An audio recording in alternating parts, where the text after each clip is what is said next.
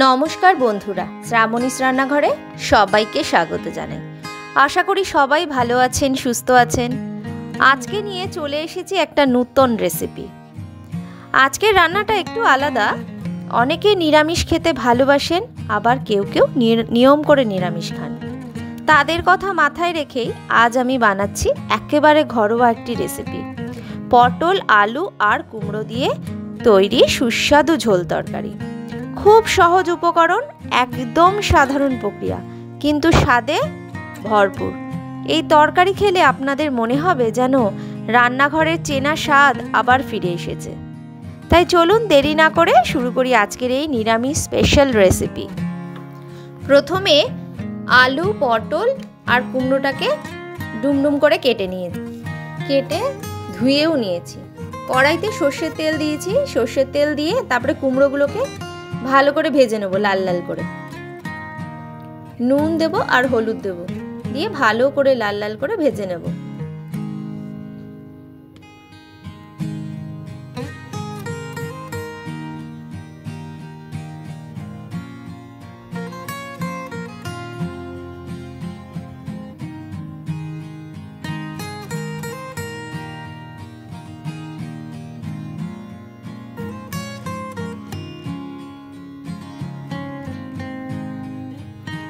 গ্যাসের আঁচটাকে কিন্তু আমি বাড়িয়েই রেখেছি।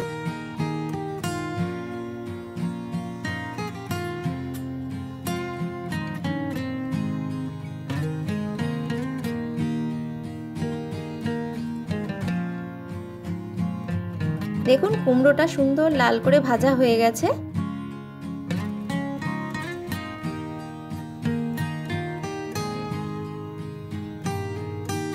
এরপরে আমি তুলে নেব কুমড়োটাকে। তারপরে পটলগুলোকে ভেজে নেব। এটাও লবণ আর হলুদ দিয়ে পটলগুলো ভেজে নেব, লাল করেই ভাজবো। সবজিগুলো একটু ভেজে ভেজে করলে না তরকারিটা খেতে ভালো লাগে, তাই সবজিগুলো আলাদা আলাদা করে ভেজে ভেজে করছি।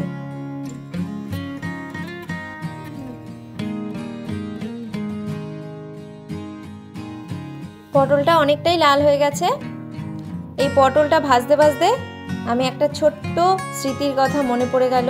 ছোটবেলায় মা এই তরকারিটা রান্না করলে না আমি কি খুশি হতাম। মা, আজকেও এই তরকারিটা রান্না করেছো?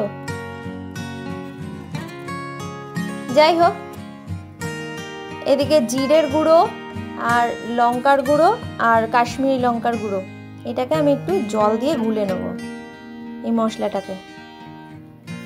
মশলাটা গুলে নিলে কি হবে, কড়াইতে দিলে তাহলে আর পুড়েও যাবে না আর দলাও পাকিয়ে যাবে না। তাই মশলাটাকে গুলে রাখলাম।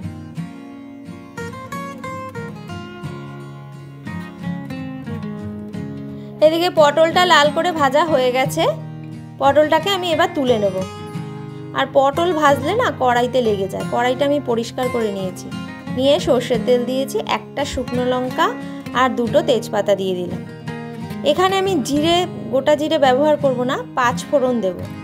5 ফোড়নের গন্ধটা কিন্তু অসাধারণ লাগে, পুরো তরকারিটার মধ্যে মিশে গিয়ে তরকারিটা খেতে দারুণ লাগবে। 5 ফোড়ন থেকে সুন্দর গন্ধ বেরোতে শুরু করলে আলুগুলোকে একটু ভাপ দিয়ে রেখেছিলাম 60% মতন, সেই আলুগুলোকে দিয়ে দিলাম। বেশি সিদ্ধ করলে আবার গলা গলা হয়ে যাবে, অল্প সিদ্ধ করে রেখেছি। এবার আলুগুলোকে ভেজে নেব, ভালো করে লাল করে ভেজে নেব।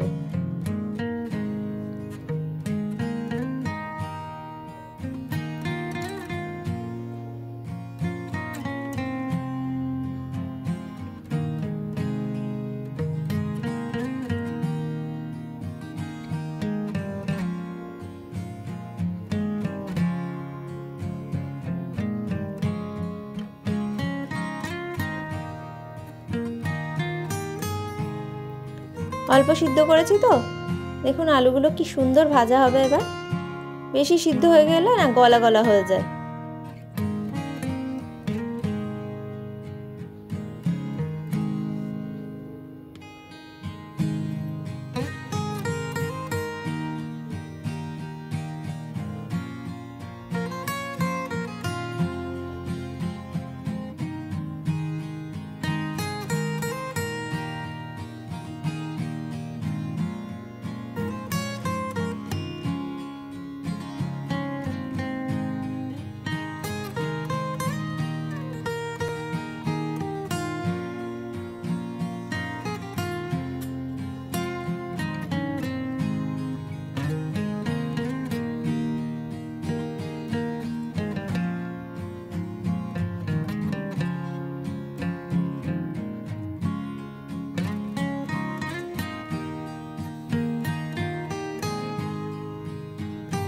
আলুটা অনেকটাই ভাজা হয়ে এসছে, তারপরেই লবণ দিয়েছি, হলুদ দেব। প্রথমে না আলুগুলো দিয়ে লবণ হলুদ আমি দিই না, আলু ভাজার সময় শেষের দিকে দিই।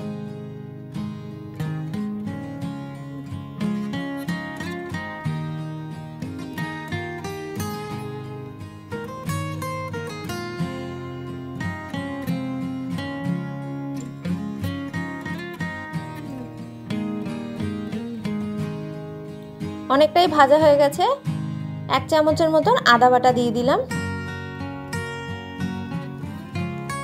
আর মশলাটা যে গুলে রেখেছিলাম ওই মশলাটা দিয়ে দিলাম। মশলাটা ধুয়ে জলটাও দিয়ে দেব, বাটিটা ধুয়ে।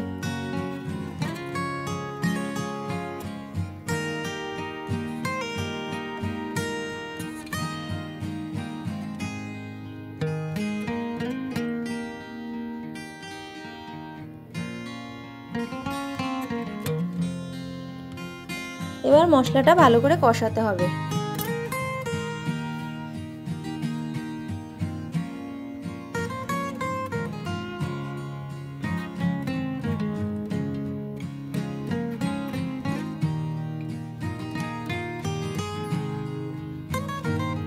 দুটো গোটা কাঁচা লঙ্কা দিয়ে দিলাম।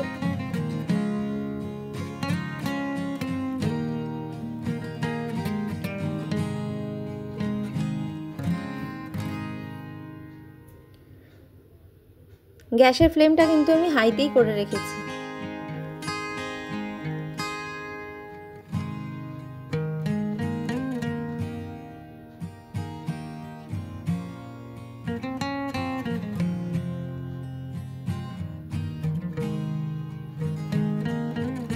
আলুর সঙ্গে মশলাটা ভালো কষানো হয়ে গেলে পটল আর কুমড়োটা দিয়ে দেবো আমি।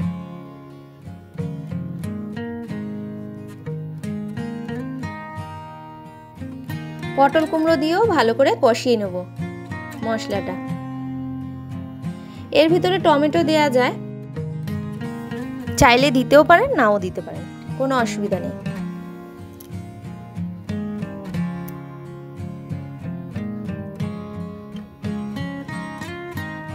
এখানে আমি 1.5 চামচ চিনি ব্যবহার করেছি, যেহেতু নিরামিষ তরকারি একটু মিষ্টি দিলে ভালোই লাগে, স্বাদটা ব্যালেন্স হয়ে যায়।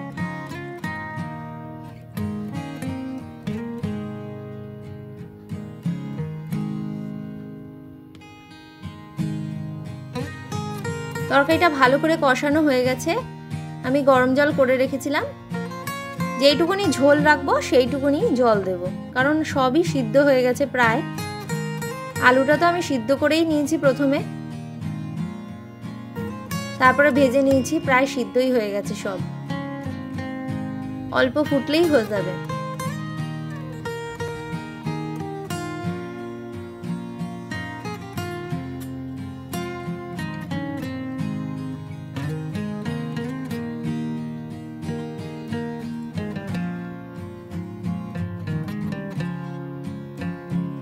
জল দেওয়ার সঙ্গে সঙ্গেই ফোটা আরম্ভ হয়ে যায়, কারণ যেহেতু গরম জল, ফুটতে আর বেশি সময় নেয় না। হয়ে গেছে তরকারিটা, নামানোর সময় 1 চামচ ঘি দিয়ে দিলাম। তৈরি হয়ে গেছে আলু পটল কুমড়োর ঝোল তরকারি। দেখতে যেমন রঙিন, খেতেও তেমনই মজাদার। ভাত, রুটি কিংবা পরোটার সঙ্গে দারুণ লাগে খেতে। আশা করি আপনাদের ভালো লাগবে। আপনারা বাড়িতে বানিয়ে খেয়ে কেমন লাগলো আমাকে কমেন্ট করে জানাবেন। আর আমার চ্যানেলটিকে লাইক, শেয়ার এবং সাবস্ক্রাইব করে আমার পাশে থাকবেন। ধন্যবাদ।